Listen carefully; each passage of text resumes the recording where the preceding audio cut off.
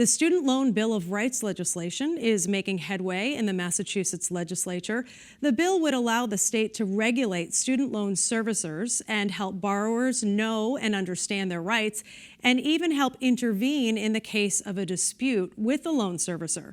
I sat down with State Representative Natalie Higgins and State Senator Eric Lesser to learn more. This protects Massachusetts residents, regardless of where they took out their loans. If they're living here in Massachusetts, it adds protections and strengthens what our Attorney General already is doing to protect student loan borrowers, and sets up a regulatory scheme to license student loan servicers who are servicing loans here in Massachusetts, and also establishes an Office of the Student Loan Ombudsman to provide support.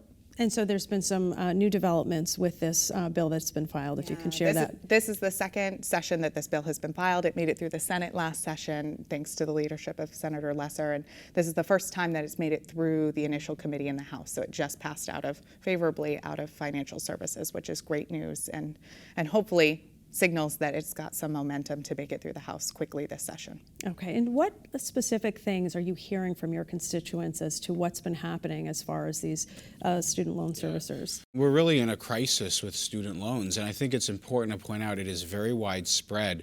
Nearly 900,000 people in Massachusetts right now have a pending student loan, and the average loan is over $30,000 per person. So this is a crisis. $33 billion, $1 billion gets added every year. But what this means for the average person who's struggling, I hear all the time of people just mired in interest payments that continue to balloon and skyrocket. Really horrific stories. I had a constituent in East Longmeadow who recently moved to Connecticut. She had been diagnosed with cancer. She had 2 young children. She was paying down a loan from getting her special education degree to be a special education teacher. This is the kind of work we want people doing, to go out to get this type of education. We have a shortage of special ed teachers. And she was saying that the company just wouldn't even respond when she would reach out and ask them for a delay in payments or some type of break while she was undergoing and trying to front medical bills for her chemotherapy at the same time she was trying to pay down her student loans. She moved to Connecticut, where they have a student loan bill of rights on the books. They have a student loan ombudsman similar to what we're trying to create here in Massachusetts. And in Connecticut, she had state government on her side, working with her to negotiate with the servicer. They were able to get her interest payment down to 1%.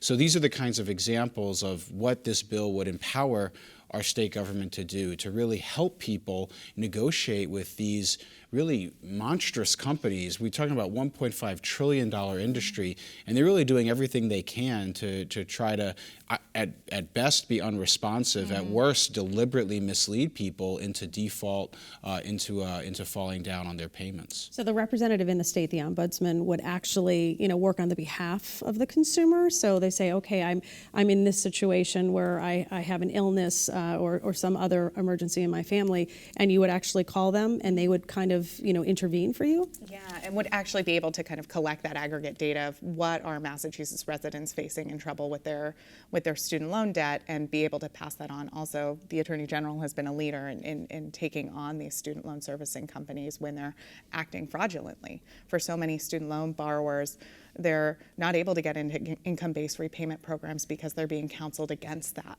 and going into financial hardship.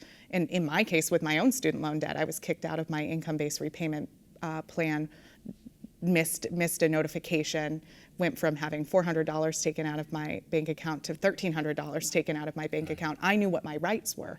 I have been doing this work for a long time. I knew I could stop that payment. I could get that money back. I wasn't late on my mortgage. I worry how many more of Massachusetts residents don't know how to react when they hit one of these walls with their student loan servicer. What was the response when you called the company and said, wait a second, you just took $1,300 out of my account? How did they respond to you? It was a lot of being passed around to person to person to person, a long time on the phone.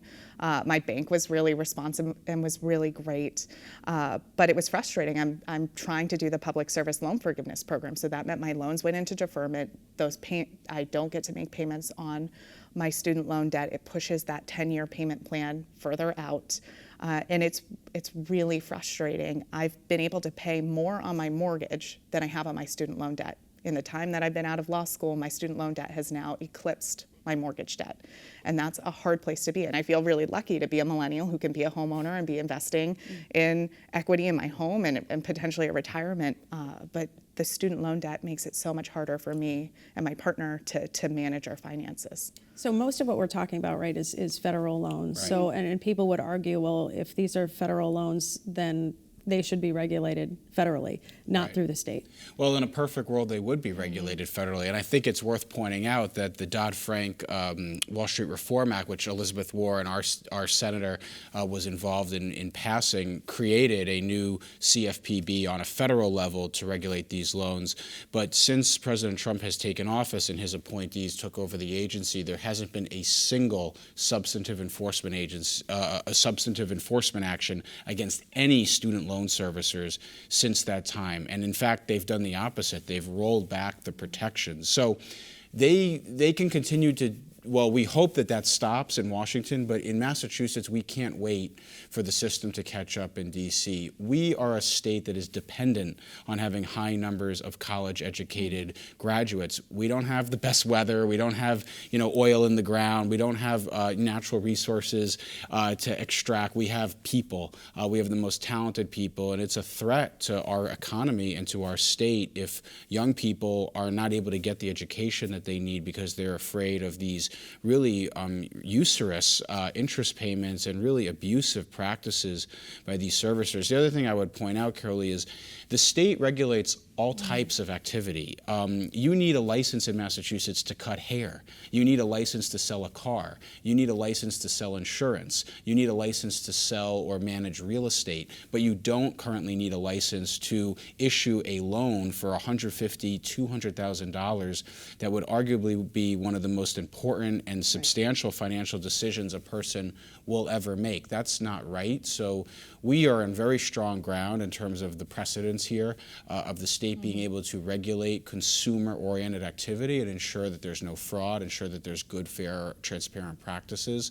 And if the federal government wants to challenge it, if we're not willing to take a stand and to fight on something like that, I don't know what Massachusetts is going to be willing to fight on. So I think it's something that we need to lean into. And how many other states have followed suit? I know others have passed similar laws. I know you said Connecticut is one of them. Yeah, so there's been about a dozen, and there are more coming almost every day. Colorado, just a few months ago, passed the Student Loan Bill of Rights. Maine also just passed the Student Loan Bill of Rights. Maryland, where there's a Republican governor, Larry Hogan, signed a Student Loan Bill of Rights just about a month ago or so, about 6 weeks ago. So there's a lot of momentum, and we're hoping, unfortunately, this is not a place where Massachusetts is really number one in, but we're hoping that our law will be the best and is the most thought out and can get passed within hopefully the next few months. And so what's the next step with this legislation? The next step is really having the conversations with our colleagues and making sure that the urgency, that sense of urgency is there. And I think as we've seen the Trump administration roll back protections for student loan borrowers, we can't wait anymore. It's not like those protections exist at the federal level. And as Senator Lesser said, we license all other kinds of loan servicers, mortgage servicers, auto loan servicers. So this is a huge impact on Massachusetts residents, and we need to make sure that they're protected.